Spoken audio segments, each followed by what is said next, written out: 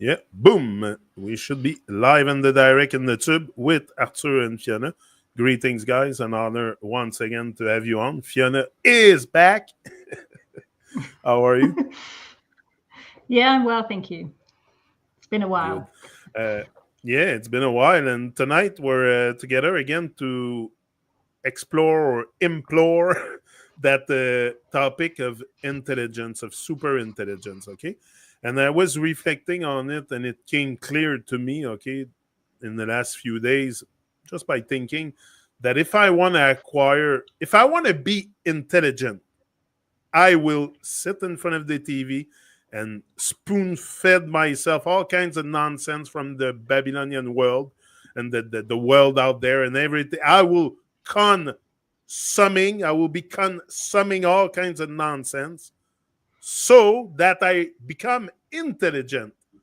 But now there's two sides.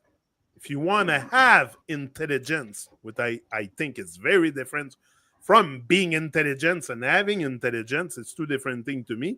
Now you will look to nature. You will turn to nature. You will start to observe the patterns of nature. You will start opening up your eyes to the light in the world and remove your freaking sunglasses and all that nonsense and look at the sun and look at the astral bodies and everything that surrounds you. And that will give you intelligence. Not so being intelligent, you tell me you're intelligent, okay? And it's you, Arthur, that told me that in the past. When you say you're intelligent, you're an intel agent. I remember that too. It came back to me. I said, Arthur told me intelligent was intel agent. So then I'm started thinking, yeah, if I have intelligence, wow, I'm brilliant now because I can observe the pattern around me, the nature. I can observe others, human being like me also, and listen to them. You know, when your natural state of being is to listen, not only to talk. Me, I talk a lot, I know, Mm. but your natural state should be to listen because you should learn here on earth. You should have a good learning attitude. But when you think you're intelligent, you know it all. So what do you have to learn? Freaking nothing. You know it all. So you're intelligent already. So maybe you guys can extend on it the difference between intelligent and intelligence, or if I'm completely off with this topic, maybe. But that's how it feels in my heart. Like if I want to have intelligence, I have to look into nature. Well, one thing, a sort of slight side notice, I've certainly noticed more and more, I think, how you say we have to listen. And I think we are all becoming worse and worse at actually listening to each other. It's like so many conversations, it's just everyone's thinking of what they want to say next. And, so, okay, I just got to wait till they finish and then I can say what I want to say, or then we interrupt because we're so desperate to get out what we want to say. But in fact, that means we're not actually just being present in the moment of listening to what someone is saying. And I think it's very much a cultural thing. I know, like the Japanese culture, they're very much more. I had a student once, I used to teach English, and he said, in Australia, this is where in Australia, a conversation is like having a tennis match. It's like bang, bang, bang, bang, bang, Yeah. bang. Whereas in Japan, I think it's much more like not nearly as combative, as it were, more quiet and listen and take time and pause and respond. Whereas, and I think it's part of this, our brains going faster and faster and faster and faster with more and more and more information. And we just sort of, we can't just stop and slow down and actually listen to what the other person is saying, which also involves sensing the other person. Where are they really coming from? What are they really meaning? Because the words are fickle. They can so Yeah. easily be interpreted in so many different ways. And so to really get what someone wants to say to you, you've also got to be able to slow down and sense the intention behind it to get really what they mean.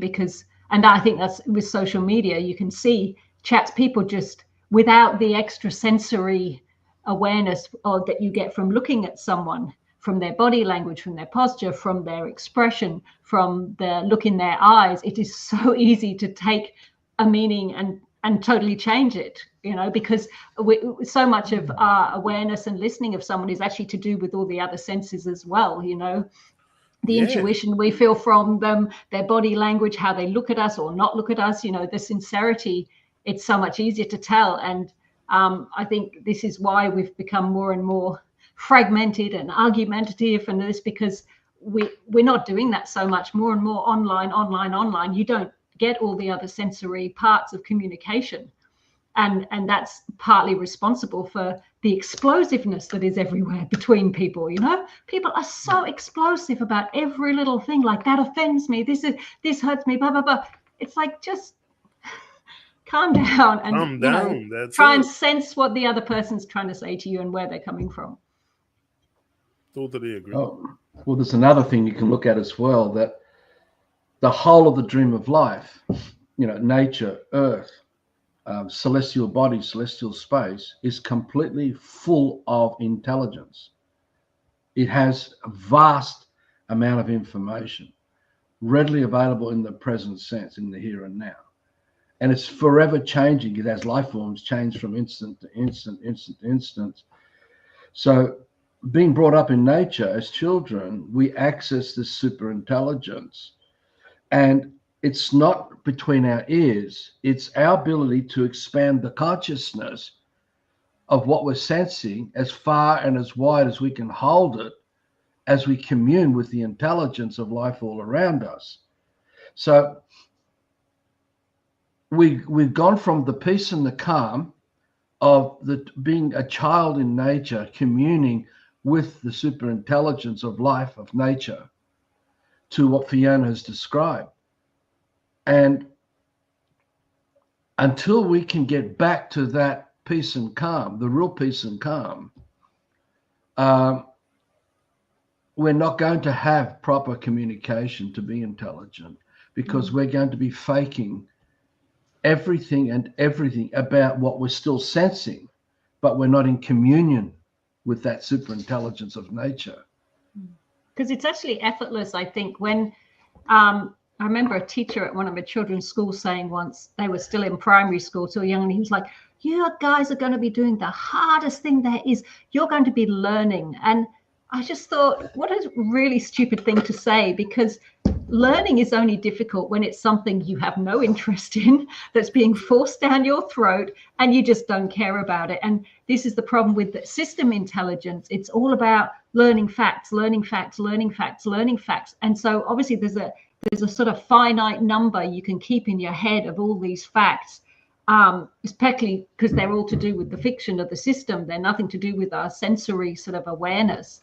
And so that's why we have this, like, the finality of the edges of our learning, because it's like, there's only so much I can remember, there's only so much I can take on. And I think that's so different from the sensory awareness, which is just limitless. Yeah, because when we need access to any information, it's already ready available to us. We don't have to remember anything about anything, because every life form holds the information and shares it with us as that super intelligence that's all around us all the time.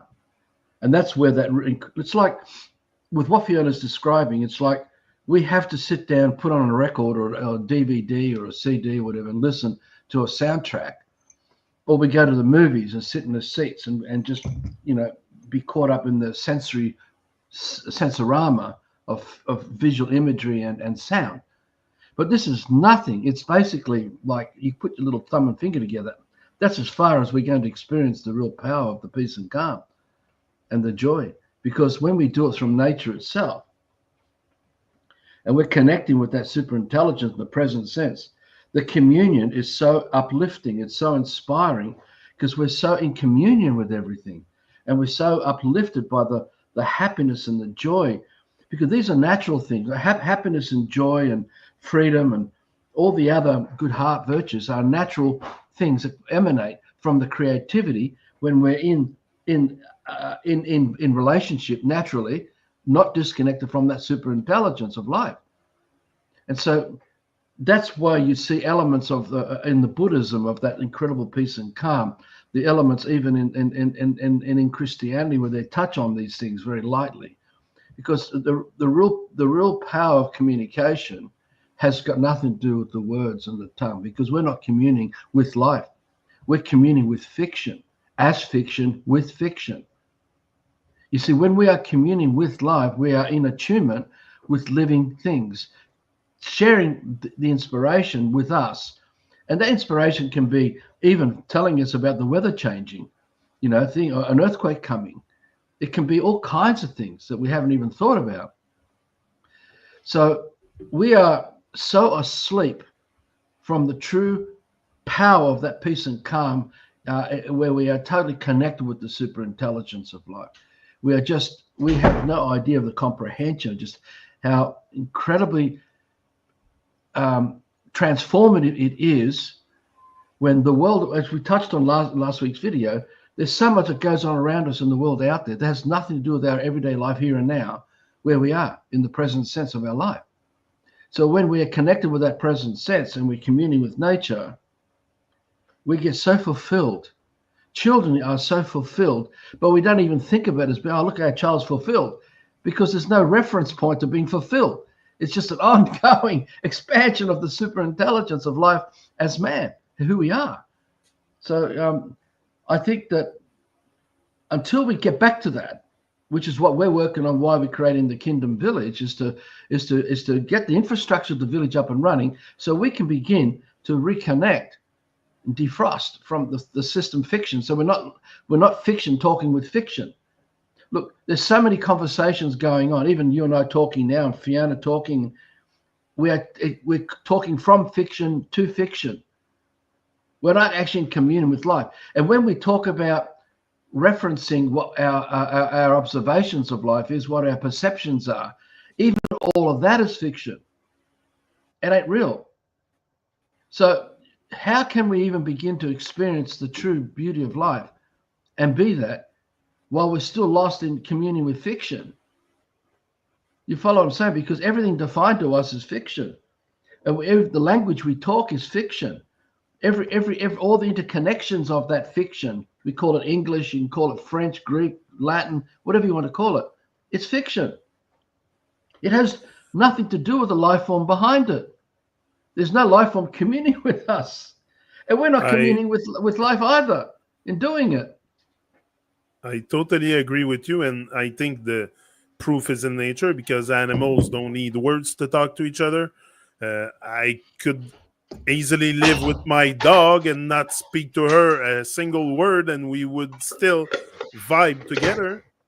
Like, so the words and the whole alphabet and the 1 2 3 ABC 1 2 3, for sure it's there to mess with our eyes, because also if God or the super intelligence wants to reach to you, it will not be with words.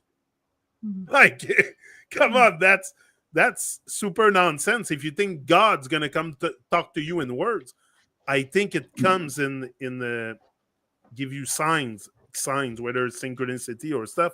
And the other day I was on the bike path with my bike, and something really astonishing and beautiful happened to me. And this kind of thing you start observing once you start having a bit more intelligence and less in the matrix, less domesticated by the matrix.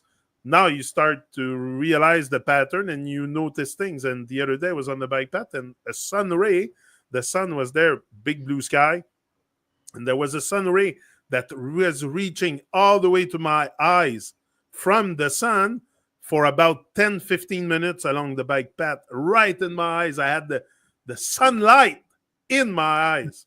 Like, I was so impressed. I was like, wow, that's beautiful. Directly from the sun, you could see the ray from the sun in the sky, boom, to my eye. And I'm sure it did happen to you probably before. It happened, the sun shines for everyone. Not just for me on the bike path. It shines for everyone. But if you're in tune with the stuff of nature and you start to work in the favor of nature and not in the favor of the matrix, well, nature will come and support you and give you sign and communicate with you and tell you you're on the right path or the wrong path. Or if you're on the wrong path, maybe something bad will happen to you. If you're on the right path, maybe something beautiful happen, like this, that the sun come and hit you with his sun rays. And or to me it was magical. It's like the other day the moon was super big in the sky, and I was feeling like a huge vibration from it. I don't know if it's just me that feel these stuff, but I feel nature very deeply, especially when I'm outside in nature. Not here so much in my between my four unfractal building walls, but still, when you go out, observe nature, observe the pattern of nature, the animals around. And the other day, there was a little fox. I stopped on the bike path just to talk to the little fox. I know, nonsense, because words they don't understand. But still, I had fun. And yeah, all those experiences, I think, will help you to grow your intelligence if you look.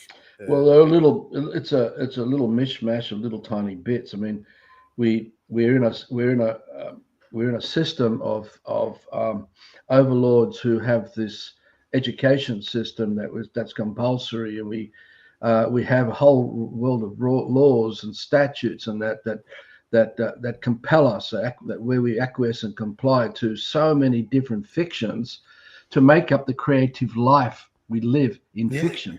But that creative life is very misguided. In fact, you only have to look at everyone that's coming out of university, those who are in government, those who are in the rule of law, and you look at the collective of all the decision making, of all this creativity, and how we're seeing mountains being obliterated. We're seeing the ocean being destroyed. We're seeing nature turning into barren landscapes of just toxic pollution. You know, it goes on and on and on. This creative journey that we're on through fiction is all fake. It ain't the real one. So even the relationships we have with each other, even that what is played out in social media and in mainstream media, and all the controversies and dramas, and he done that and she did that and they did that, and that, you know, and all the conspiracy theories, and it is all the malpractice of living in a creative life of fiction. It's absurd. We've so lost the plot, and until we can, at the local level where we live, can unplug from this fiction and stop playing out the relationship we have with fiction, and stop communing with fiction, and start returning to the present sense of nature, and start being upfilled again, just being inspired, and by the air we breathe that's so pure, the sunlight and the atmosphere that creates the sunlight, by the way. It's a whole life force of living things between where we are now and what we see as the sun and the light that comes between. It's nowhere we can go in nature where that life force intelligence is not. So that super intelligence that comes into your eyes, as you listen to it and feel the information, it will give you so much fulfillment.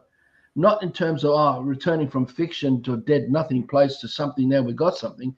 It's like we're forever putting one record to another record on the record player. We're constantly in a symphony of music, but it's not fiction. It is a constant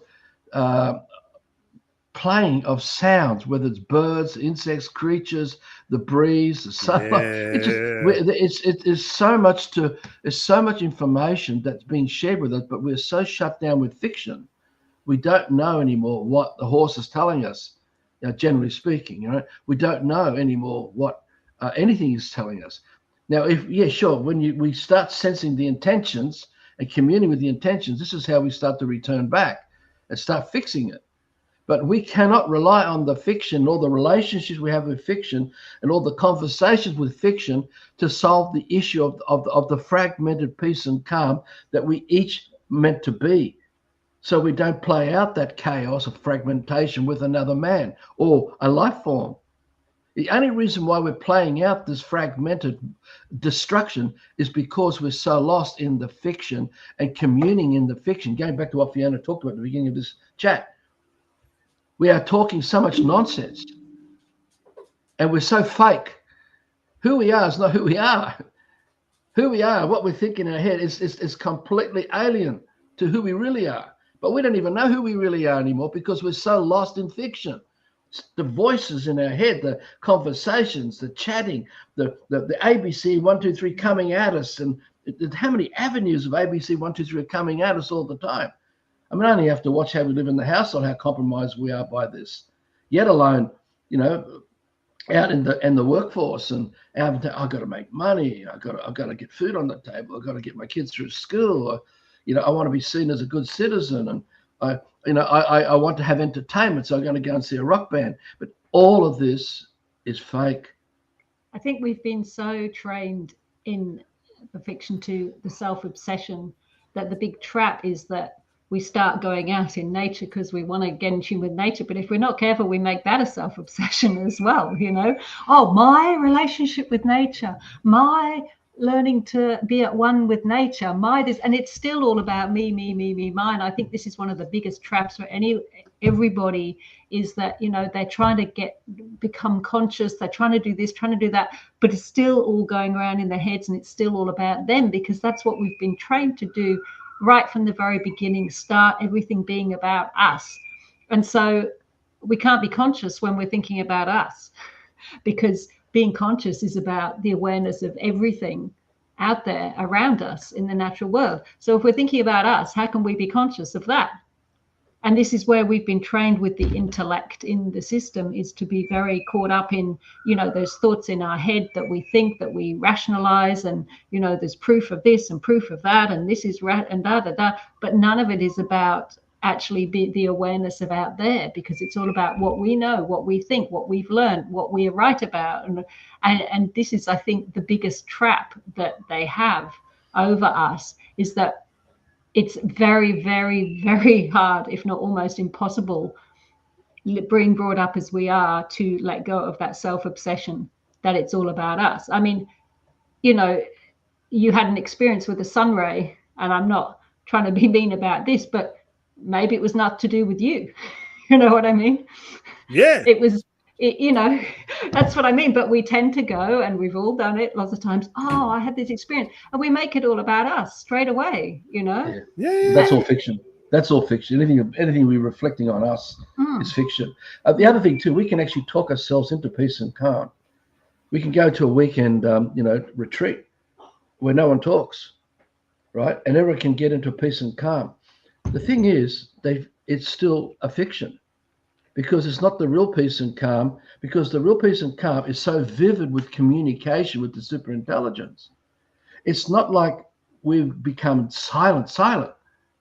We have more in connection. And in that connection, we receive so much stimulation of real life. And because when we are amongst real life, we're breathing it, we're drinking it, we're smelling it, we're hearing it and seeing it. That is a real peace and calm.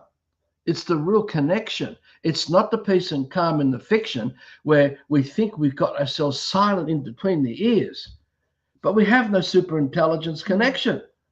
None of it's happening. I've met so many people who claim that they've had these weekend workshops. I don't see anything different. It's just another fad that's coming and going. I reckon the only way to do it actually now currently is really, you would have to go away by yourself, totally immerse yourself in nature, and just not have any contact for a while. And it would probably take months before everything stopped running round and round and round and round your head all the time. Yeah. But then eventually I think you would, you'd forget about yourself. And I mean, having said it's impossible, I think I've certainly had odd moments, that moment when you realize you've just been immersed in what you're doing, and you haven't been thinking, you haven't been so focused on everything running around your head. And I guess that is it, when you get those moments when you're just focused on something, so you're not bringing it back to you all the time and what you think about it, what you feel about it, whatever. And that's the challenge, to sustain that on a constant basis. And it's doubly hard when you're surrounded by people who bring us back to that constant time. Oh, what are you thinking? What do you want? What do you do? We bring each other back all the time, because the day-to-day mundanity of life. Oh, we got to do this now. It's time for this now. This happens. And then with each other and people around us, we talk again. And so that brings us back to us all the time. And there's no peace and calm in that. There's no real freedom. We're still spoon-fed slaves in the system. It's a placebo effect. We have, look, when I had the 2 weeks sleep back in 2012, I don't know where I was and when I came to and all that, but the senses were so heightened, and I noticed the ability to connect with things was just so amazing. But that also went away too. And why I'm bringing it up is because when we reflect from I, me, my, that we are in the fiction. We're in the conversation of fiction, talking with fiction about fiction. You see, and so the thing is that you have to go to a world of fiction to communicate. Otherwise, you're an alien. If you go to nature and all you know is fiction, and you're a scientist, you're not going to really work out what the hell's really going on. You're not going to know at all, and there will be no connection. It will all be fake because we have developed a library of opinions and ideas. And because we've observed things and we've explained it the way we've explained, all these are fictions as well.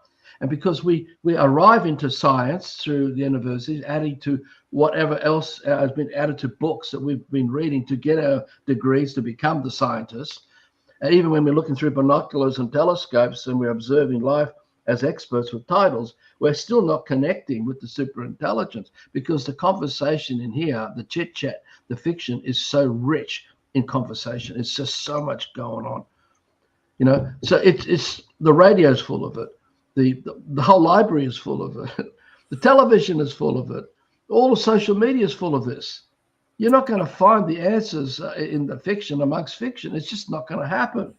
I like a lot what you brought up there because a lot of us have found ourselves in front of YouTube at one point in 2014-15 learning about this old flat earth thing, So that's a good point that you bring because if you said also earlier that everything you need to know is already here and now, it's in your DNA, it's within you, just get to tune yourself with the proper alignment with nature and all the answers will come.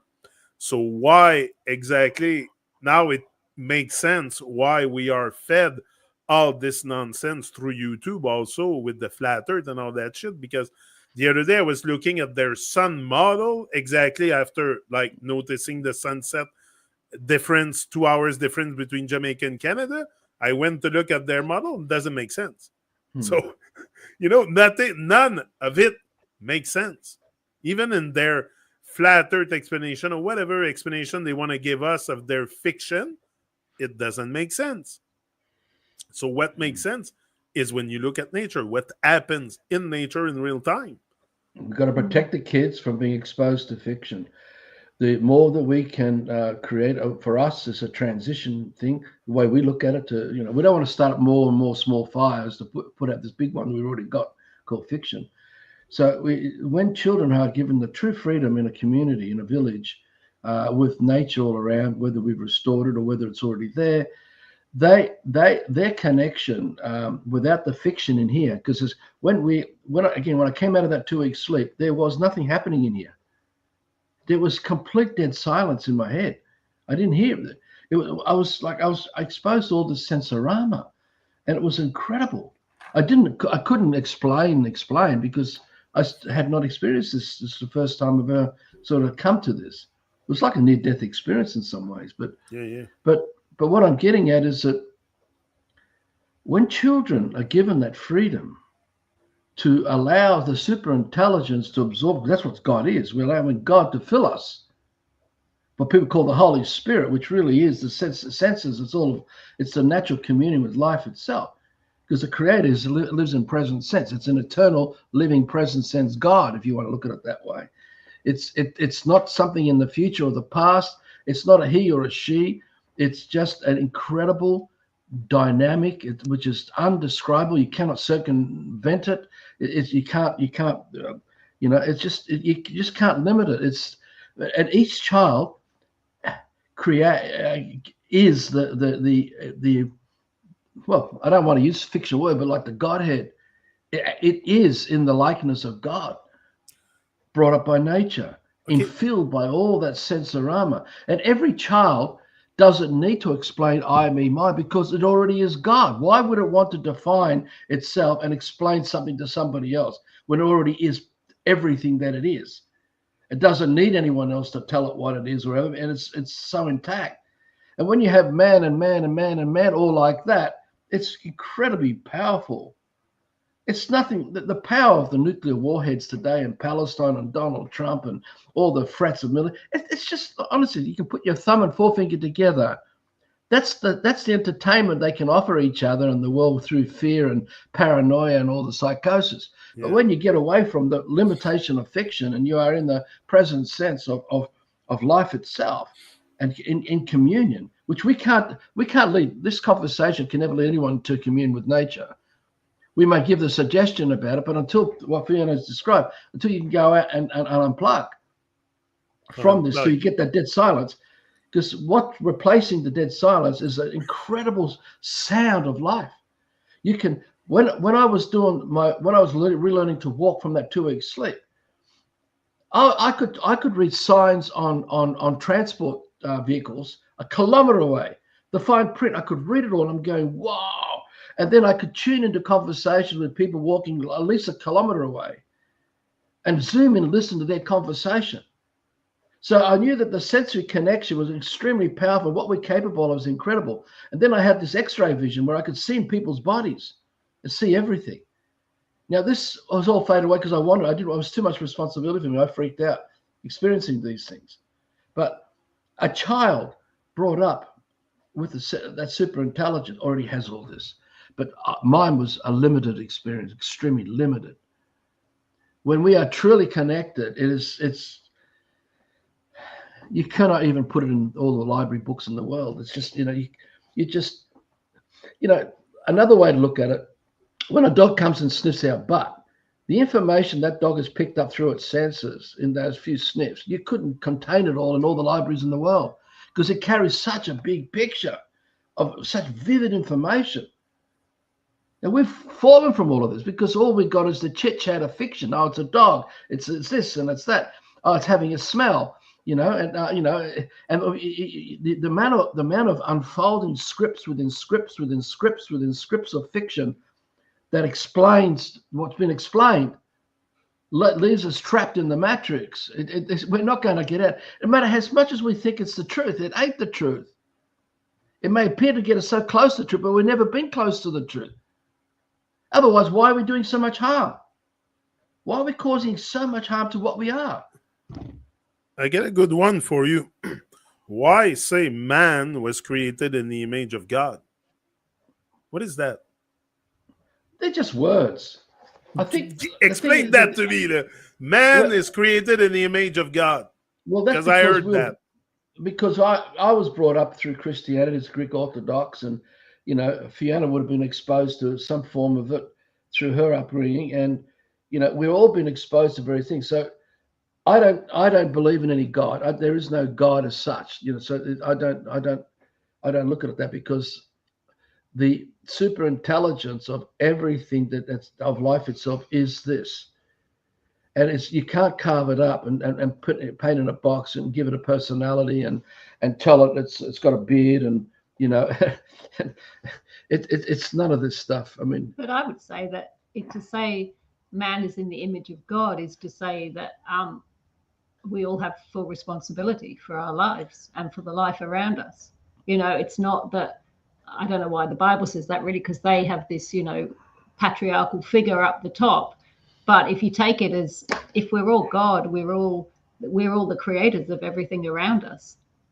Well, and so we are responsible for everything that we create. And I think more and more people are losing this as they blame everybody else for everything that ever happens to them. But the older I get and the more I experience, the more I can not blame anybody for anything that has happened to me in my life, because it's all a result of the choices that I have made every moment, every step of the way. Every day we get up, we make choices moment by moment. And in our lives, we make big choices or we make smaller choices, but we make those choices. At every situation, we have a chance to walk away, a chance to stay, a chance to change direction, a chance to say something different, a chance to do something different. And every step of the way, we make those choices. So that makes us truly the gods of our lives. And we truly cannot blame somebody else for what happens to us. I think obviously when a child blame others for what happens to them because they are, they're stuck in a situation they're born into until they get to the age they can make their own choices. But as soon as you're old enough, your life is a result of the choices you make, and you cannot blame anybody else for the situation you find yourself in. So it's fair to assume that I am a God. You're the creator of your life. I'm not your God. I'm not the No, God, but I am a Well, God. we're all at the effect it's of just each a other in what we're word. creating as well.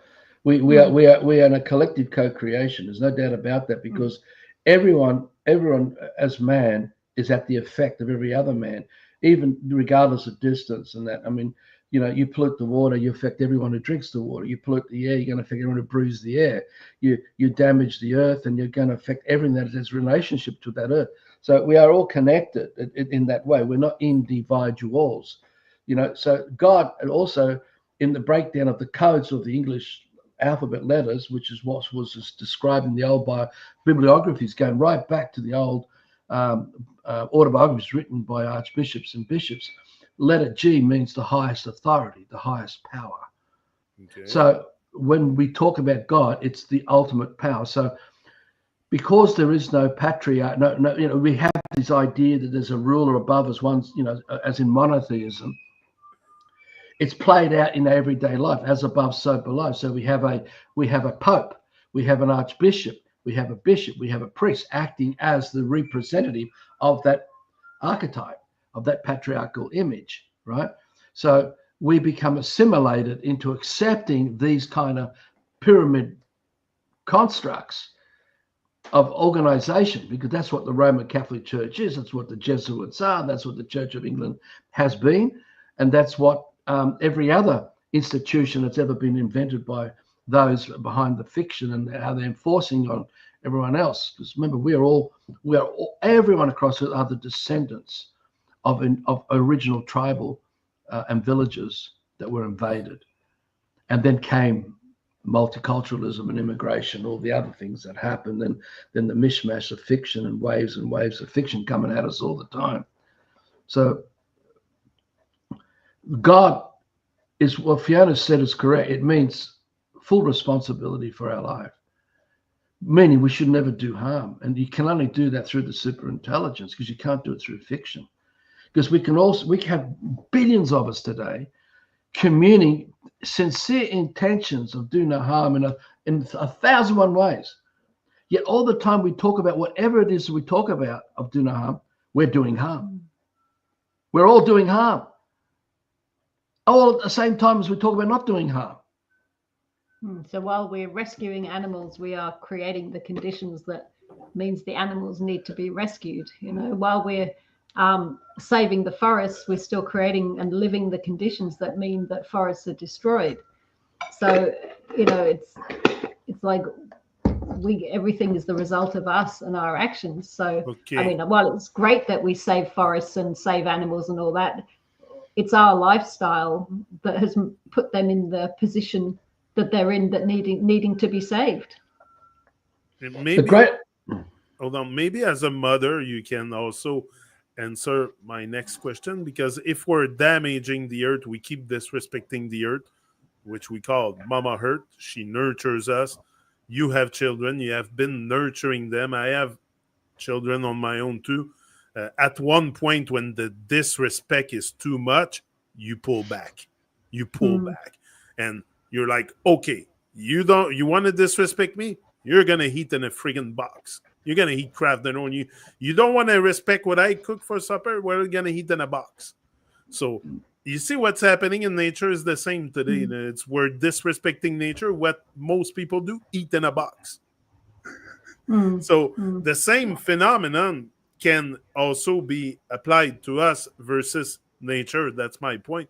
So have you ever felt like, probably like you were disrespected? Definitely, because children do that. But also, did you have ever felt the need that maybe if you pull back a little bit, they will start respecting you more, and maybe, like I said, give them box food, and at one point they will Well, I be think grateful for what you cook, what you put on the table, what you go work for and prepare. And because as a woman, you're busy every time, especially if you're working out in a baby loan, you're busy with the children, you're busy with the housework, like, I know, I have a wife, I live with her, and she's sometimes overwhelmed. So by the responsibility also that comes with having children. So now on top of it, you have to nurture them, and you feel disrespected at times. So I don't know from a woman perspective how you see this, but maybe you can Well, the thing share is, with us. what I would say as well, I mean, there's no perfect parent because we're all the result of non-perfect parenting and growing up in this world of fiction. And so while, there's very, very few parents out there that would want to harm their children. So most of us are absolutely doing the best we can with what we know. But unfortunately, because we also bring to parenthood the problems that we have within ourselves. So you can also say that possibly you're creating that disrespect in your children because of what you have brought. If you're not careful, a lot of parenting also contains all the insecurities and needs and wants and desires of the parents that are not fulfilled or whatever. So that gets transferred onto the children. And so the reactions of the children, maybe in disrespect or whatever, are often a result of what we have instilled in them anyway, which can be from disrespect between partners, disrespect to yourself, disrespect, and absolutely, I think they should be taught that that's not a right way to do it. But we got to look at why are they acting like that anyway? Because, I mean, it's like, and we create, I've seen a few times as I've had teenage girls a lot, and other mothers with teenage girls who are really acting out in terms of being very backchat, very rude and snipey, and I've seen the mothers not do anything, stand back and they just want to be their friend and make it okay for them. But what I think to them, it's like if they don't turn around to their daughters and say, hey, I don't like the way you're talking to me. So if you keep talking to me like that, we are going to go home, or I'm going to go home. You have a choice to get in the car and come with me. Now, in that way, because if the mothers don't do that, they are not showing their teenage daughters how to stand up for themselves. If the mother doesn't stand up for herself, she is not modeling to her teenage daughter how to stand up for herself if someone starts treating her with disrespect. So this is, in fact, is the responsibility of parenthood, is modeling, and of course, so much parenting is do as I say and do as I say and not as I do, when really, of course, parenting, we shouldn't actually have to say anything because we're modeling the behaviors that we want all the time. But because we all bring our problems and our shit to our parenting, to our relationships, to our parenting, we so often are not modeling those behaviors. But so yes, to disrespect, I think children absolutely have to be told not to disrespect, but just going in their face and saying, don't disrespect me, doesn't work. What they need to see is you respecting yourself, and therefore you're saying, no, I don't accept your behavior. And you're not threatening them, you don't give them this, you just say, okay, probably you're their taxi, you're their dishwasher, you clean for them, you cook. So in the sense of what you said, you withdraw a little. It's like, yes, if you're going to treat me with disrespect, then, I don't actually have to get in the car and drive you to netball practice. I don't actually have to make you dinner tonight. I don't actually have to do your laundry if they haven't learned to do it themselves already. So in that, the withdrawing of that is like, it's not, I think what I'd like to stress, it's not an emotional withdrawal or a cruelty withdrawal. It's like, you know what, I can withdraw my services to you if I want to. So that's what I was saying. You can keep talking to me that way, but you might find me a little less cooperative and a little less helpful in your life. Can I just point this out? We've had hundreds of generations through our ancestors to us who talk and think about these things. Nothing's changed. We've created more mess today. I'm going to be honest about this whole thing of respect, and that is a load of bullshit. Because until we solve the problem of fiction, coming at our children left, right, and center as a constant, the seduction of the fiction is going to influence our kids. It's going to influence us as it influenced our parents and great-grandparents. We can't try to model something beautiful that's super intelligent out of fiction is impossible, because it's still fiction. It's going to be a false idol. It's going to be just something that's totally fake. It takes complete withdrawal from the whole of this fiction to begin to restore the true respect we have for life, because it's out of that respect for life, which is a natural thing, just the same as joy and happiness. It comes from the creativity of the inspirations of superintelligence as it flows through us, as we flow with it. That's where it all gets fixed. And it's there that we solve it. But all this time while Fiona's talking about this, and I'm talking about this is just compromise. She's, she's going to be a hypocrite, as I'm going to be a hypocrite, as you're going to be a hypocrite, because all this time we're talking about this kind of conversation. There are tens of thousands of seductions of fiction coming at us constantly, to our kids, to us, to everyone around us. And until we stop giving our energy to this thing, and this is why you got to withdraw. You have to withdraw from the system of this. But to do that, and not to start up small fires and more to keep yourself distracted, you need to build a way of life to give you that peace and calm and freedom, so you can begin to dismantle everything else going on in here and all the avenues coming at us. I mean, people say that, all the powers that be behind the British Empire and the Freemasons and the Roman Catholic Church, and you look at their history, and they say they love us, that God loves us, that Jesus loves us and all that. We've never been loved. We've never been loved because we've not experienced the true peace and calm of the real paradise way of life, because the whole thing is fake. It's always been about rape, pillage, and plunder, use, and abuse, all about power and control and all these other things. And, we can play out the respect with our children, which is another form of power and control. The only thing we could do, to me, I like this. The greatest thing that we can do is to create the paradise. This is what I talked about in last week's video. To create this, to turn this 27 acres for us into a paradise, so that we're actually in a paradise that nurtures us as that through that super intelligence. Right, the water's moving. You hear the sound of water wherever you go on the property. We've created food forests, botanical gardens, organic gardens, orchards, feather-friendly environments, native habitats. We're creating, all kinds of things that give us life. Because the whole goal of creating the paradise is to shut down all this, shut down everything. I mean, at some point, Fiona and I know that once we reach a certain point, we're going to disconnect Starlink. We're going to disconnect the mobile. We're going to disconnect all these things, because it is all part of the problem. So while we talk about our children, we seem to forget about all the other things that are stuffing our children, because it stuffed us. And here we are trying to make something a good role model for our children. We can never be a good role model for our children while we're lost in fiction, because there's no love there. We don't love our children. We say we love them, but we don't love them. We say we love nature, but we don't love nature. We say we love each other. We say we love Aussies and we love Canadians. We love Americans.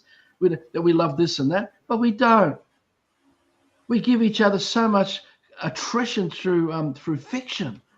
There's so much suffering as a result of this. There's so much sickness. The big pharmaceutical corporations, the amount of big pharma dollars.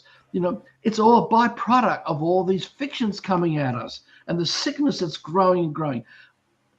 We don't love life.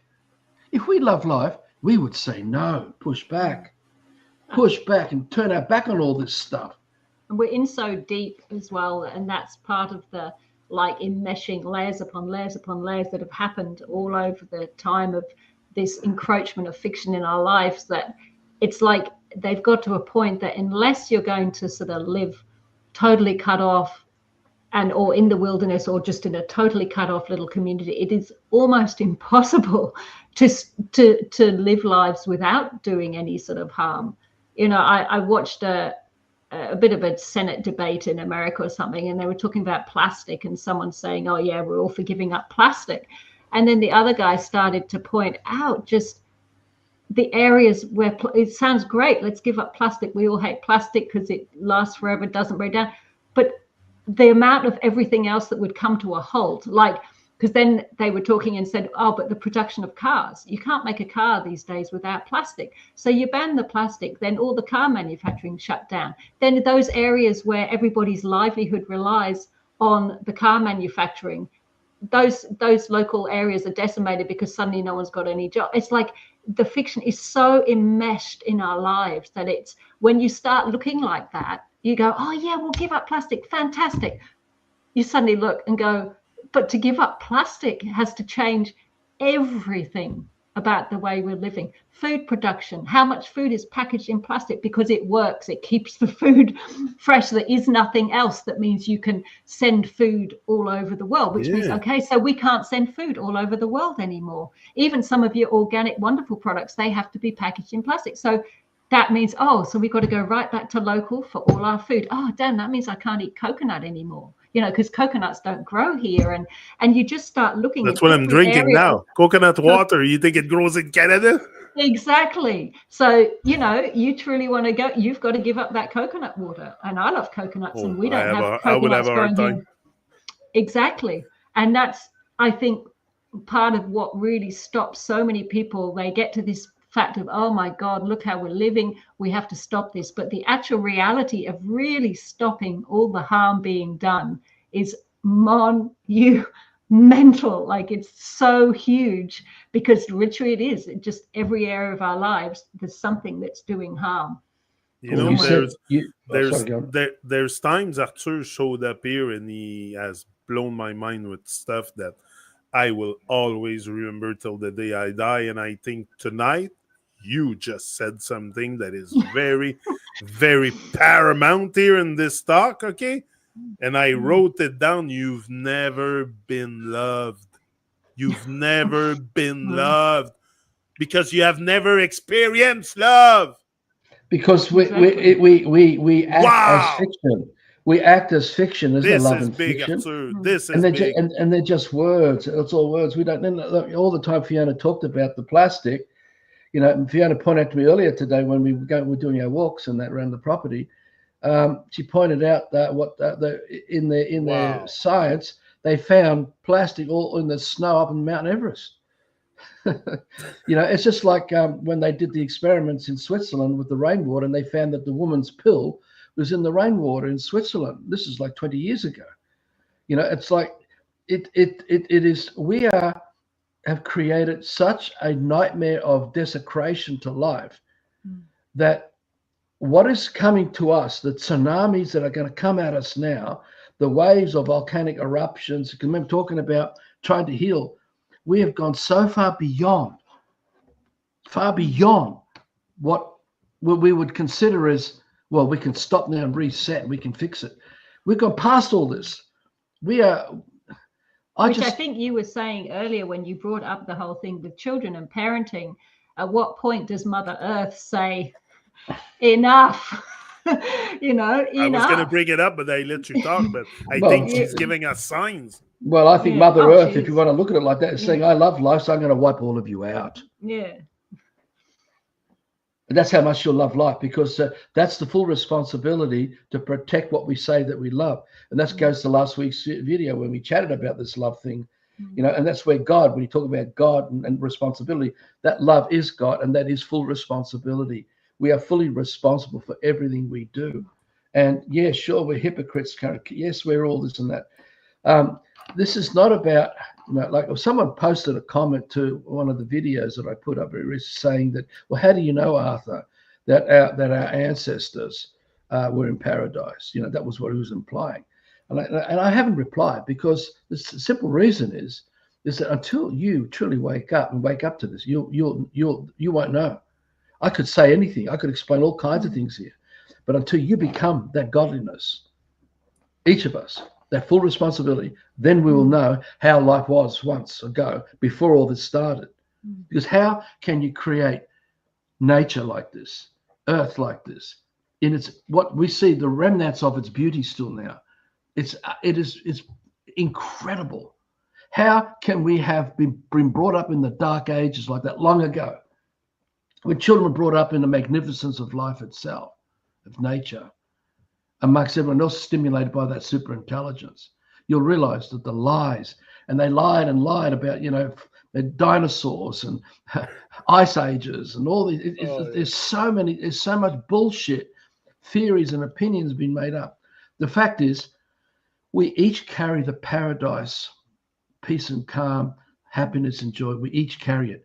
If we want to keep it dormant, then just keep staying in fiction and be lost and be mesmerized, pulled left, right, and center by what fiction wants, you know? Because remember, all fiction are thus the intentions of another man working on you. It's just the intentions of another man. That's what all fiction is. Just the intention of a man seeking power and control over you. Well, that's actually, you just made me think then of what we all just talked about earlier, the responsibility and being creators. And it's like, there is no paradise until we create it. And so there is no paradise in us unless we create it in ourselves, you know, and there is no paradise around us unless we create it. So, you know, we're clearly not creating paradise right now.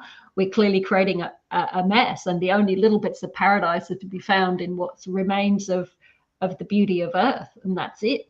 So until we, but then this is where the difficulty is, that thing that we talked about earlier, that okay, so now we go, okay, but I have to create paradise in myself, and so now we obsess about us and how we're creating paradise and whether we're not. So we're just stuck because, okay, I've got to create paradise, but am I being paradise now? What do I have to do to create paradise? How am I paradise? How am I not paradise? There's a lot of people running around. It goes round and round. Unconscious. Exactly, same thing. But all around them is not consciousness. So, you know, they're not conscious. It's just, this is the trap again. We're trapped. It's like whichever way we want. And so many people now are waking up, as it were, to a lot of lies, deception, whatever. But they just jump into another trap and another trap and another trap and another trap. And they're sincere in their intention, you know, but you jump. There's always something. The system is so cleverly designed that there's always something for whatever avenue you want to go down. There's something there to grab you and keep you. And that impurity, that insincerity, it is impure insincerity, because that self-centeredness and narcissism disguised as being conscious and being whatever. It's what creates the tsunamis. It's what creates the earthquakes. It's what creates all the devastation and the floods, because we're creating it, because it's all distortion. It's anti-life. And the more we give our energy to anti-life, no matter where we are attracting it. And collectively across all of Earth, we are obliterating everything. All the time we think that we're loving and kind and special. You go and find someone who loves, who says they love, and have a look at their life and see, are they in paradise? Or are they in the system of spoon-fed slaves, making ends meet the best they can while they're totally still unconscious of what they're supporting? All that fiction, you know, how much fiction isn't caught up. So I was just thinking, our fictional lives are stamped on top of the Earth. You know, they're not part of Earth. Yeah. And just thinking about how we've just experienced flooding in our area, and not us, but further downriver, very severe flooding where people's homes destroyed, etc., etc. And yet we've built homes in floodplains. And not only that, our lives have become so static and stationary, whereas there is nothing in nature that is static and stationary. But we've become so fixed that it's, you know, if we were living more like tribes used to live and stuff, or more naturally on the land, if you're somewhere where the rain gets bad, you just move to where it's not, because you haven't got, like, you know, house, garage, car, electric, you know, there's no way you can just up and leave, because we have so much stuff, and our lives are so fixed in one area, so we can't move with nature, we can't flow with nature. Kempsey is a fiction, the right region we're in. The men and women who decided to build Kempsey, that's their intentions. Why they decided to build it down into the floodplains and not away from the floodplains, you could ask their intentions, what was behind it. See, it's all fiction again. And it wouldn't matter no matter what we talk about, where we go, it's always a man to the fiction.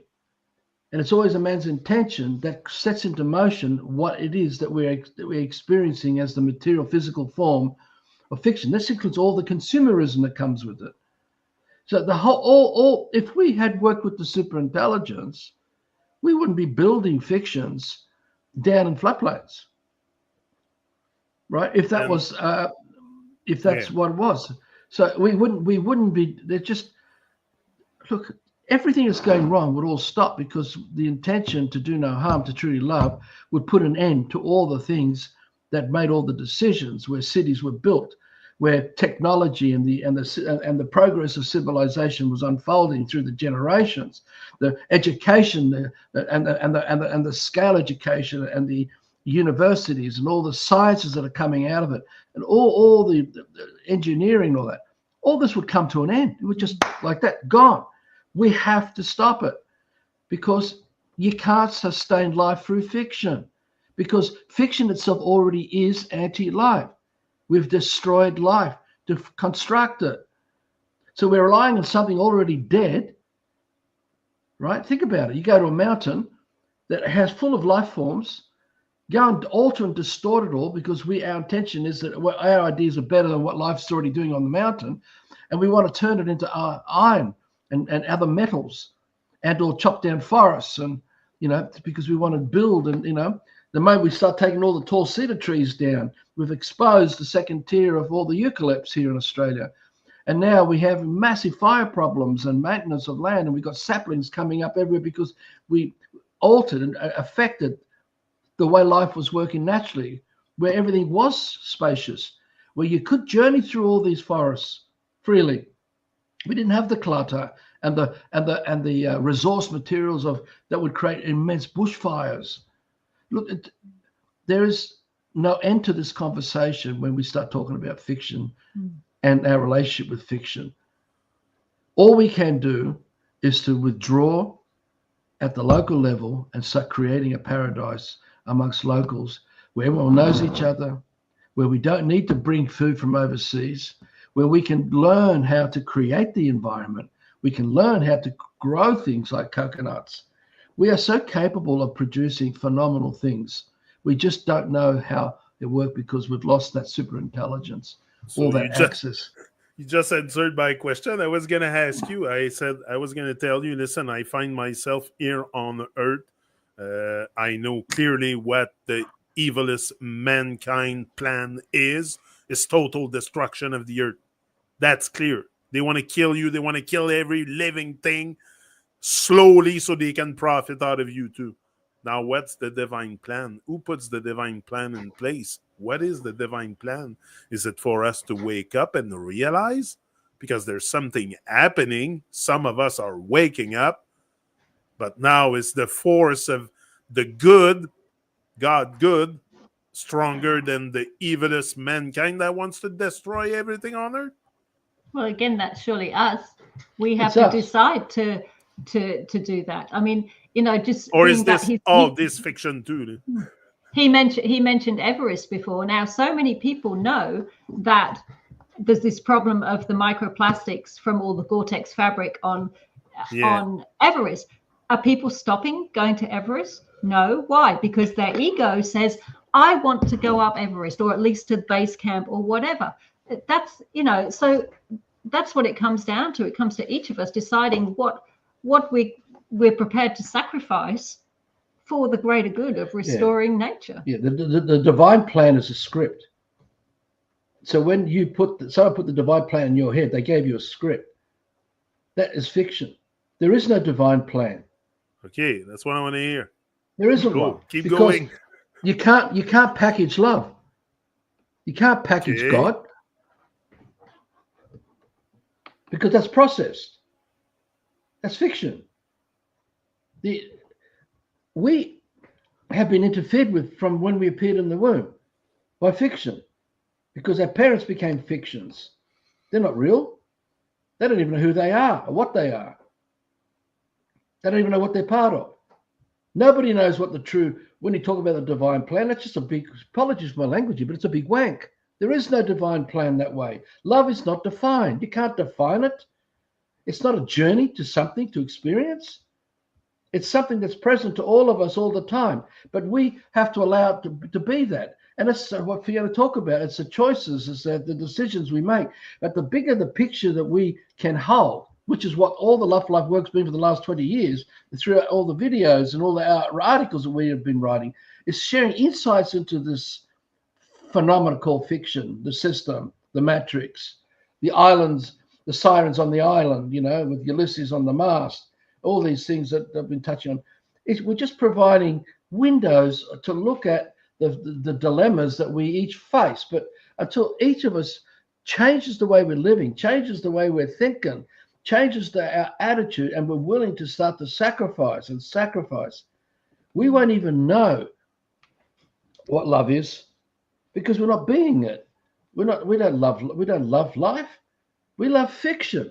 You've got all these things on social media now that I see on Facebook and stuff, and there's so many podcast after podcast after podcast after podcast of people talking about really deep and meaningful things and awakening and conscious, and they're starting to talk about man and connection and so, but not one ever talks about the fiction and how what we have to give up if we are prepared to. So people seem to forget. It's all like, yes, we can all be well. Look at all these wonderful things you can do to your body to correct this. Look at this wonderful food you can eat. Look at this way you can think. Look at the way you can raise your babies. Look at the way you can do this. And it's all beautiful. But they are, every single one of them is based against that backdrop of the system, which means it's based on harm. But nobody ever addresses it in who is doing really well and getting tons of views and ratings on YouTube, on Facebook, on X, on everywhere. Because so it's like there's this myth that everyone seems to want to, everyone does want to still believe it. It's like, no, we can still keep going as we are. We've just all got to get healthy. We've just all got to get conscious. But what they don't realize is if we're going to keep living the way we're living in our beautiful, well, conscious lives, we still need someone to take out our garbage. We still need someone on night shift in the hospital.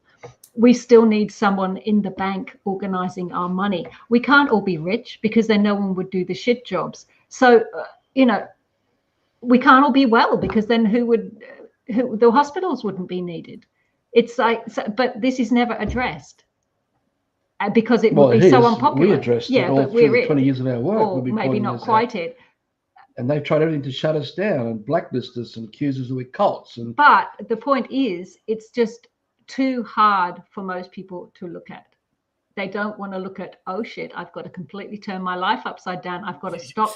In the end, I've got to stop using plastic. I've got to stop using all this. I've got to grow my own food or with the group grow food. And it's just so daunting. And that's why it doesn't gain any popularity, I think. Yeah, because the look has to be within yourself, not without, not outside of yourself, but inside. I think my point was it's this like collective denial that we can still keep living in the system, but we can be well, we can be awake, we can be conscious, we can be all these things, but the two just don't mix. You can't have both. No, you can't have both. It's all the destructive emotions of fiction, the doubt, the uncertainty, the distrust, the fear, the greed, the selfishness, the fantasies, illusions, delusions, the apathy, the denial, the misery. Look, it goes on and on. All these are fictions. We have learnt from observation or been exposed by others who wanted us to be affected by them. The saturation of fiction comes out of it. You don't have this in nature. Nature does not carry this kind of stuff. It doesn't. But we can disfigure nature. We can corrupt it more and more and more and distort it. But its original essence is still there, and it doesn't have this fiction. So we have to get outside of the ABC 1, 2, 3 and all the scripts. We have to start to really feel things from a bigger picture so we can see a way to navigate out of this mess. So that's what we're all about with the Kingdom Dream, to show that we can do it in small steps as fast as possibly we can to create the infrastructure of a village life where we can, as a group, undo as much as we possibly can from supporting fiction and to raise children who are not brought up by fiction and not going to be attacked by fiction. The idea of authority is fiction. There's never been an authority over another man ever. Only a man-made intention invented that. The idea that some are chosen and others are just sheeple, that some are shepherds and others are sheep, is man-made. It's all part of this agenda, this whole duality construct that we've been dumped at for so long, where the as above, so below keeps us trapped. Oh my God. Okay, I'll give you a few. I've got to work. I've got to make money. And yet I'm someone, I'm just talking hypothetically here. I love nature. I love to get out and look after nature, but I have a car. I have a whole lot of tools that are all made out of fiction. And I have a home, and I have a garage, and I have this and that, and I have, what I'm getting at the fiction swamps the love for nature. The fiction absorbs the community. It absorbs every man, woman, and child. And it disfigures us. It totally makes us go into amnesia. And we then pretend that, and we actually fake it because it's all fake. We pretend that we know who we are. We pretend as imposters that we think that we know what nature is and what life is, but we don't. It's just what been put in our heads through fiction by others and their intentions. Because the evolution of this fiction is so ingrained. The Western world is fiction. It is just it's a spread of death and destruction. That's all it is. There's nothing about civilization that has the good heart in it. Nothing. And they're more and more distracted than ever, especially with their phones. It's horrendous. And we are each responsible. So one part of us, we thought, well, we got to speak out and do what we do. And we've been doing that. Yeah, we sure in the territory of this work, we've copped everything that's possibly be thrown at us. But we're still alive. But we point this out because what's behind fiction is power and control. Right up the hierarchy is men and women with the glory of all the power, looking over everyone lost as subservient slaves, spoon-fed in fiction, because they don't know who they are. But the people looking over everyone doing it, they don't even know who they are either. And their idea of power and control, and that it doesn't matter what belief system they have, well, we got to do this because otherwise we'll have chaos everywhere. They don't realize they already are the chaos that's causing the chaos to go everywhere.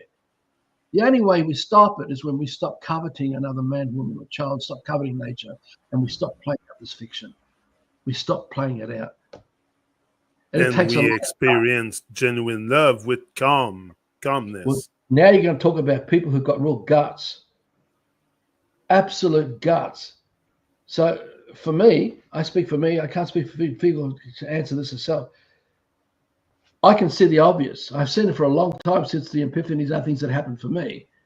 I realize the transition, what's got to be done here to go from the system to kingdom, to go back from this anti-life, where we say we love when we don't love, to be that love where they haven't even say it because we're already being it and doing it, living it. And that's why it's peace and calm, because there's nothing to say. When we stop having to say it, we have arrived back, in the real village life. That's, to me, the only answer that I've ever been able to come up with so far, even now, all these years, 20 years later, at local. Everyone knows local. Everyone at local will not have any pedophiles mixing amongst us. Anyone that comes with bad intention will be routed out. They'll be sensed and picked up very quickly, very, very quickly. The speed of thought amongst us will be faster, and we can anticipate faster. That's love. Love. The real love, protecting and caring and nurturing, to protect the children so they don't have to be put in front of an iPod, a computer, right? Listening to the airwaves and all the horrible distortions of anti-life coming through every antenna, relayed from every satellite and whatever else is out there. So it's imperative that we focus on really getting in touch with our senses if we want to start feeling something on this earth. Become God again. Be God. Be full responsible for life. Don't give it up. Don't pass the buck. But do it in the doing, in the creating, not in the obsession between the ears. Do it in the getting out there, starting to grow the food, starting to create the infrastructure, starting to all that sort of stuff. Because otherwise it's just... You're not free for going to the shops. No. You're a spoon-fed slave and you think you're free. We've got to stop the spoon-fed system. We've got to stop being spoon-fed. We've got to take it back. Stop letting people come and distort it. Stop getting people committing fraud and slander by making accusations and things about you, what you think you like. You've got to get away from all of this. Get away from all of this garbage. All these subtle innuendos of what your intentions are. Either you are living it and being it, which makes you God, full responsible, and you are that love, and it's all happening through action. There's no words. We're just doing it. And That's why we've got to give up these podcasts at some point. We've got to stop all this as well. and now with this power of God within you, you can go out and bless others also with your knowledge, with your intuition, with your you know what I'm saying? Like you can play God and bless others. It's so hard for people who are addicted to fiction because it's far worse than a heroin addict. And not make it just for yourself. You know, Bob had a saying. He said, "Live for yourself." Or live for yourself. Or live for others. You will live again. Live for yourself. You will live in vain. Live for others. You will live again. So so I think it's a lot about exactly blessing But others on your path also.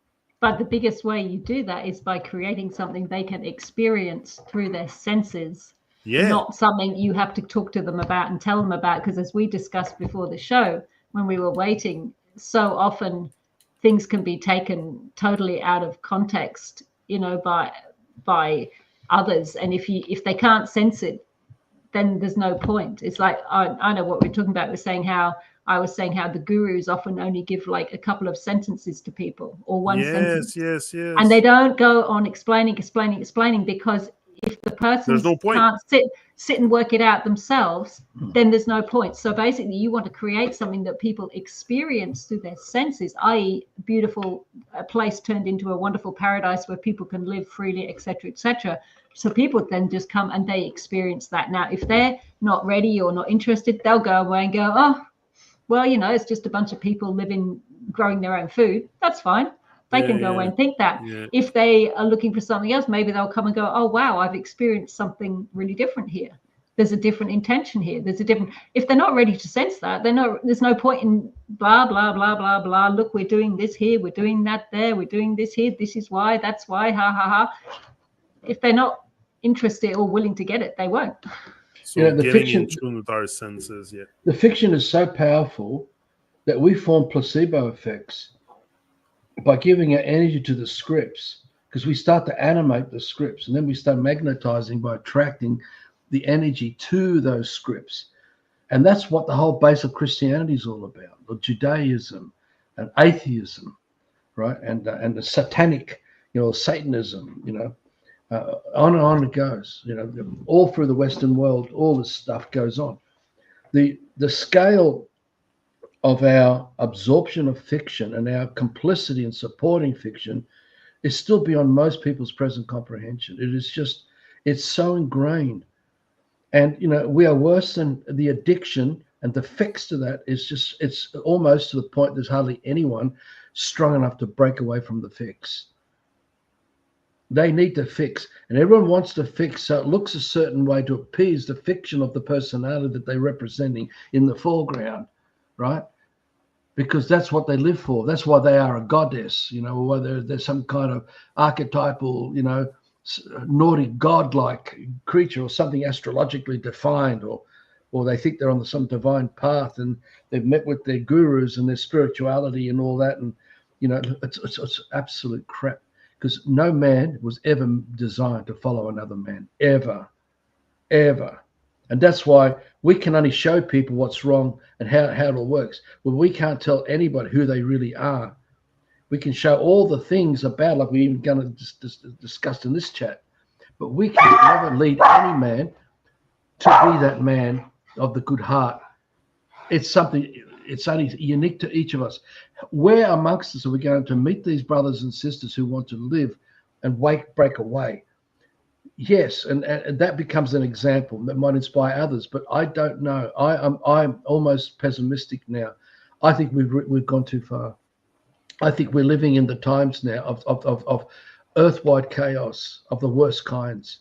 I don't think we've ever gone this far before. I think other times we've done before were bad, but I think this one is far, far worse. It's all in here. And we when we wake up, there is no us in here anymore. There's no I, me, my, me, nothing. There's no name. There's nothing to refer to, because that's only fiction. Yeah. We're already being it and living it, and that's undefined.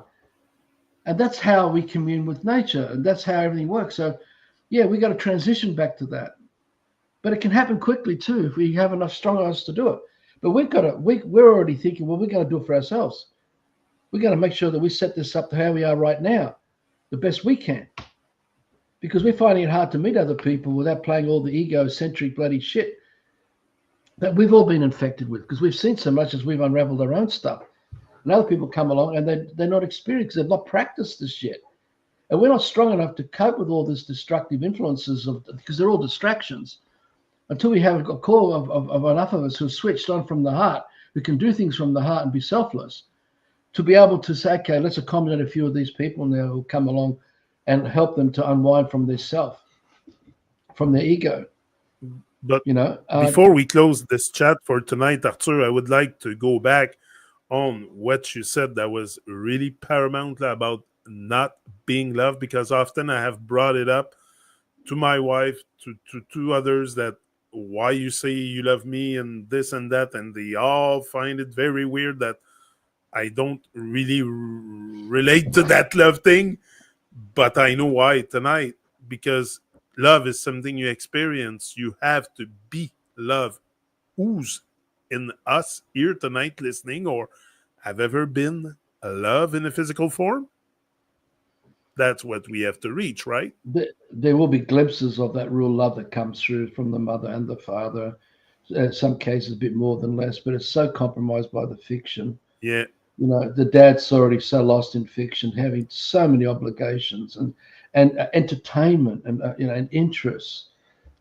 Same as you can go. Yeah, I agree. I think none of us really are truly capable of unconditional love. I mean, I think the most probably unconditional love we have is with our children, but even that, we still bring, which is kind of what I said earlier, we still bring so much of our own stuff into our parenting that we're not truly, even though we do love them forever and for always, we are still tainting them because we bring our shit and we dump it into our parenting. And so therefore you could say that it's not truly unconditional love, because we're not able to just love them completely and let them and show them just by example of everything living around them and the exposure to nature that they got, who they are and what they are, and give them that experience. We all taint our children in some way. Even though our hearts are sincere in loving our children dearly, we absolutely all bring stuff to our children that damages them without a doubt. Even if it's just we totally expose the fiction in their lives and celebrate the fiction in our lives, even though that's usually done totally unconsciously, it's still actually celebrating their destruction when we celebrate the fiction. Yes, I do it. Yes, you got your university degree. Yes, you're a lawyer now. Yes, you're this. Yes, you're that. But ultimately, really, that's their destruction. And because it's all of our destruction, because it's maintaining the fiction, it's maintaining the system that is the destruction of everything that we really are. So yes, that unconditional love, it exists in nature, but it doesn't exist in the system. Exactly. And I am good. I like that you pointed out, because also it has to go by experience. Once you have experience like me by your parents that unconditional love doesn't exist, well, you start to look for unconditional love. And I found it in nature. I know now I'm not going to find it with my mother. She doesn't want to speak to me because of what I do, or because I didn't get the job, or whatever it is, her reason in her head. But what I do is too much. So, she cut all ties for 5 years. You think that's freaking normal? No. But that's because she's deeply programmed and deeply into the evil state of the system. Well, that's what people bring here when they come to visit us and want to do community, but they bring all that sort of stuff with them. Because there's 1,001 ways it can be expressed, this egoistic, destructive, sirens on the island kind of influences. I think also we have mistaken love for sentimentality and emotion, because that is so much, we see a couple and it's all like, oh, but I love him, and exactly. Oh, he's got, and we think that's love. And as I said, we think we love our children, we destroy it. We think we love nature. Whereas if you look in nature, there isn't sentimentality. There isn't emotion. No, it's very stoic. I mean, stoic and calm. even though, yes, we've seen cows that weep when their calves are taken from them, elephants that it's not that sentimental mush. That's just an expression of the sadness of the situation, and they move on. Eventually. They move on, and they don't forget. They don't. I mean, our neighbor has a bull, and a beautiful bull she rescued from very young, and he had a companion, a cow, for many years, and they were devoted, and the cow died, and our neighbor said he stood by her body for a week. So they absolutely, there's that's love and attachment in that way. But in general, nature is not sentimental, and nature is not, it's not emotional and mushy, and we've got more and more from the constant exposure through media and social media and all. It's mushy. That sentiment is mushy, and love is mushy. Love is sentimental. That's why we have Valentine's Day, where we have to declare our love, and that's all fake, because love isn't something declared on a special date. Yeah, because they've been all exposed to the soap operas and Hollywood, and all the different scripts of performances of love and emotion and anger, and it's all modeled on what they've seen through fiction instead of directly experience it with nature. And that's look, the whole of the system is a scrapyard. It is the largest garbage tip ever made by man. All we can do is to assemble a scrapyard, we call it Kingdom here, where we can salvage from the junk pile whatever we can of us. That's because it's all anti-life. You follow? Everything of the system is to alter and distort the original purpose of every living thing and turn it into something else, which is intellectual property defined by a man's intention, who believes that is the right version, that's the right way, this is how it should be, right? And we go in and use this, the misuse of our free will, the misuse of our responsibilities to destroy, corrupt, and do the most terrible things we do to nature, which is what we are. So. Yeah. To me, the only thing we can do is, and we should really call it "Welcome to the Scrapyard." If because anyone who turns up here is going to be coming from the scrapyard, and they want to undo that destructive element and transform it into nature. Whether we recycle it back into nature, into life itself, because that's the transition. Anything less, anything outside of this, is just bullshit.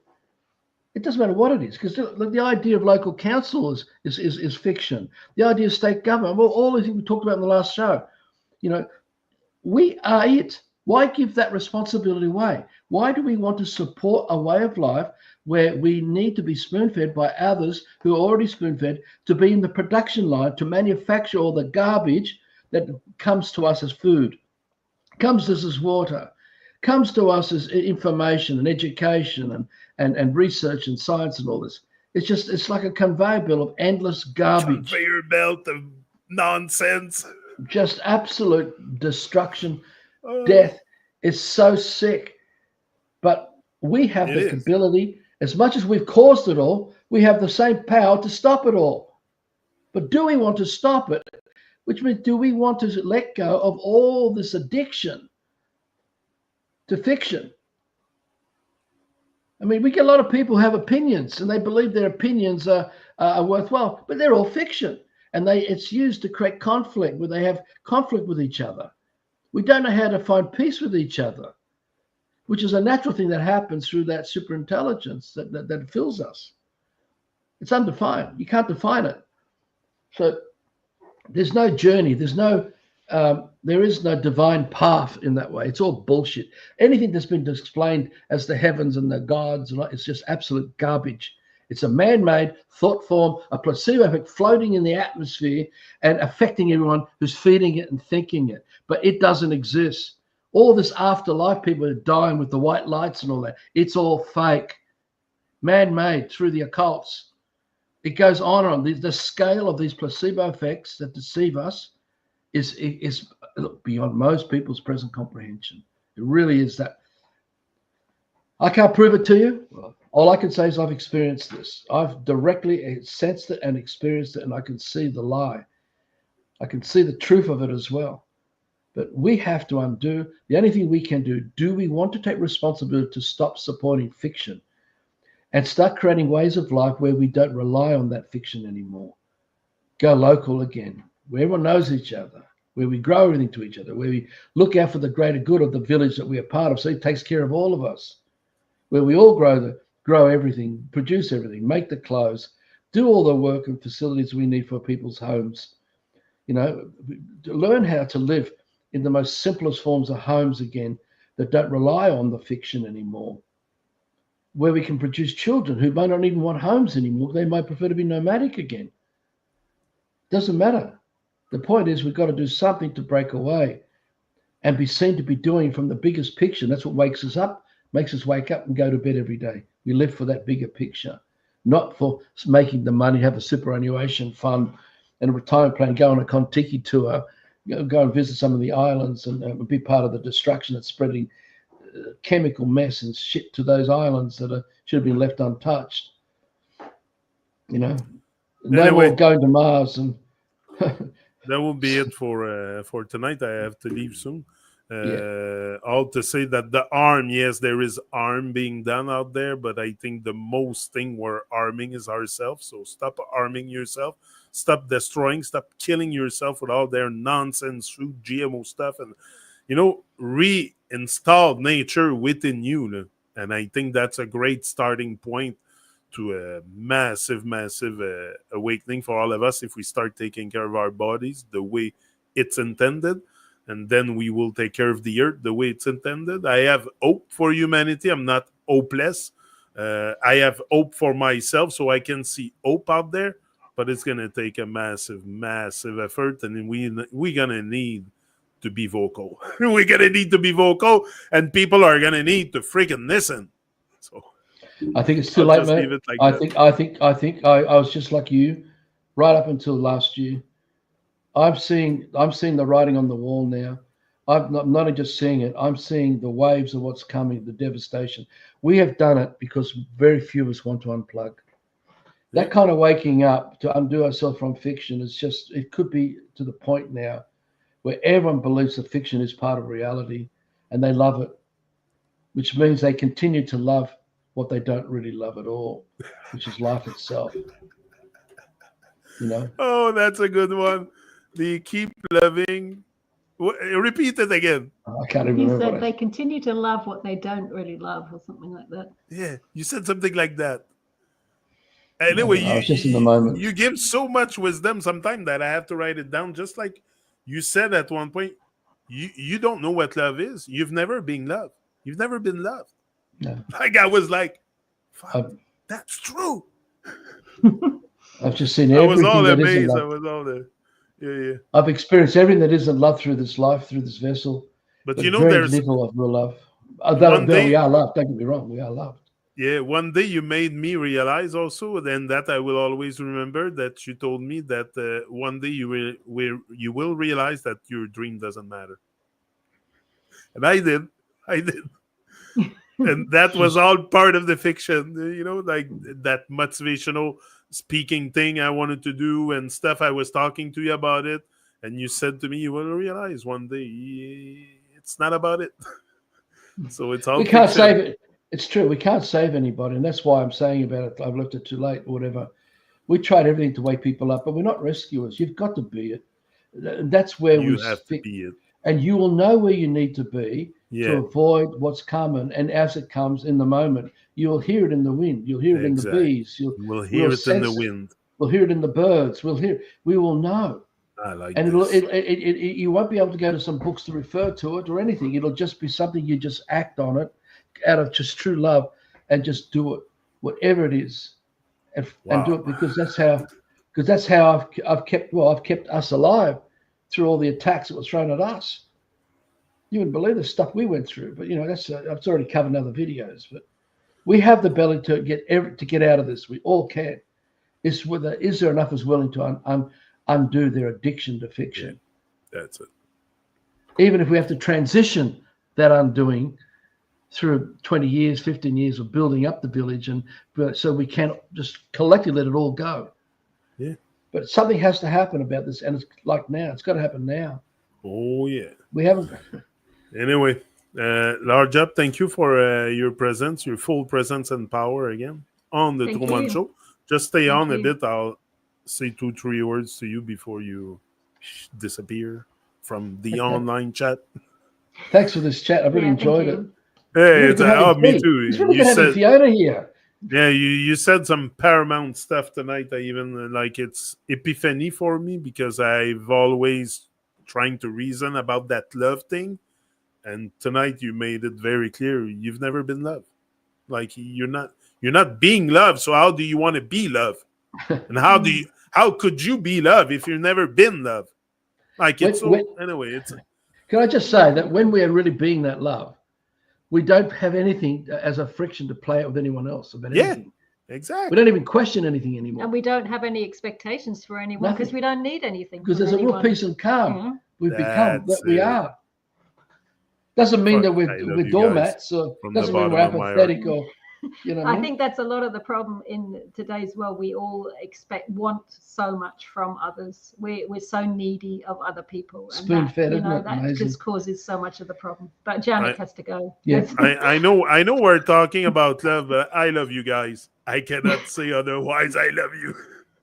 We love you too, Janet. Yeah. It's a genuine love. It's genuine. I have experienced real love. I think so. I think I'm on my way there. So yeah. We all are, mate. That's the real awakening, the real one. Boom. We're up. See ya. Bye.